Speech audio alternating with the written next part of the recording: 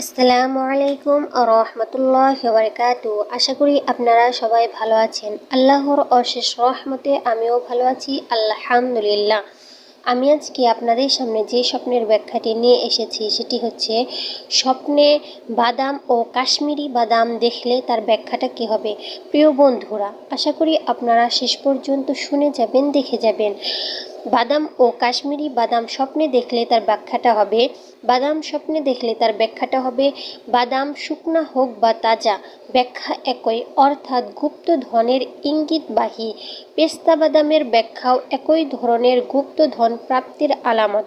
কাশ্মীরি বাদাম দেখলে তার ব্যাখ্যাটা হবে, এর ব্যাখ্যা পরিষ্কার পরিচ্ছন্ন মাল দ্বারা করা হয়। মাইন, রাইহান ইত্যাদি জাতীয় ফলবিহীন গাছ দেখতে পাওয়ার ব্যাখ্যা হলো, এমন লোক যার দ্বারা মানুষের উপকার কম হয়। সুগন্ধময় গাছ দেখার অর্থ প্রশংসনীয় সম্ভ্রান্ত লোক সমাজে যার সুখ্যাতি রয়েছে। পক্ষান্তরে দুর্গন্ধময় গাছ দেখার অর্থ দর্শনকারী দুর্বৃত্ত প্রকৃতির। আশা করি আপনারা সবাই ব্যাখ্যাটি বুঝতে পারছেন। যদি বুঝতে না পারেন তাহলে ভিডিওটি পুনরায় দেখবেন। যদি তাও বুঝতে না পারেন তাহলে কমেন্টে বলে যাবেন।